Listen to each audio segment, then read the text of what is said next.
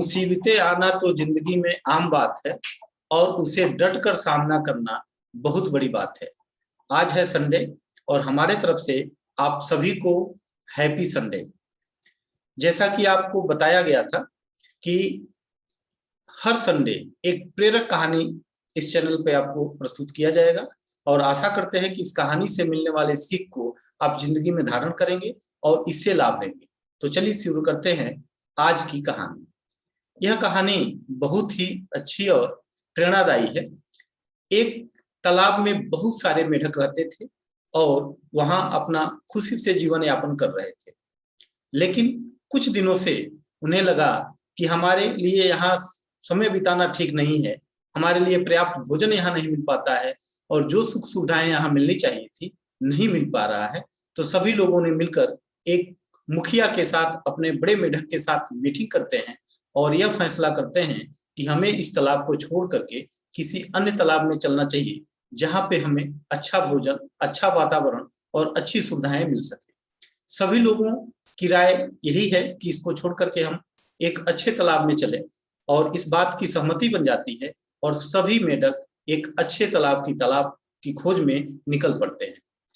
रास्ते में चलते हैं, बड़ा मेढक आगे आगे चलता है और उनके पीछे सभी मेढक तैयार होकर के और अपने पूरे उत्साह के साथ चलना प्रारंभ करते हैं। रास्ते में एक गड्ढा होता है और अचानक दो मेढक इस गड्ढे में गिर जाते हैं और बहुत कोशिश करने के बाद भी वह निकल नहीं पाते हैं।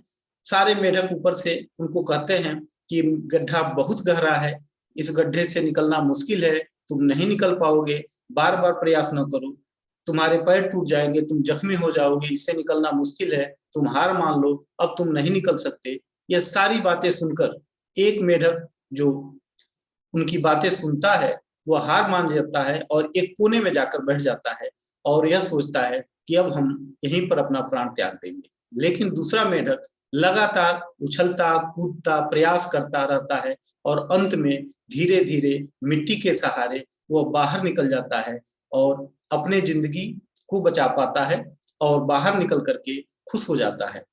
सारे मेढक उनसे पूछते हैं कि तुम इस प्रकार से बाहर कैसे आ गए। वह बहुत प्रयास किया, बहुत मेहनत किया और उन बातों को न सुन करके वो अपना काम जारी रखा और इस प्रकार वह बाहर निकल गया। जैसा कि यहाँ फिगर में दिखाया गया है। निकलने के बाद सभी मेढक से पूछते हैं कि इतना हम लोग मना कर रहे थे तो तुम मेढक इस बहुत बड़े गड्ढे से किस तरह से बाहर निकल गए। हम लोगों को लगा कि यह निकलना मुश्किल है, उतना गहरा खाई है कि कोई इससे बाहर नहीं निकल पाएगा।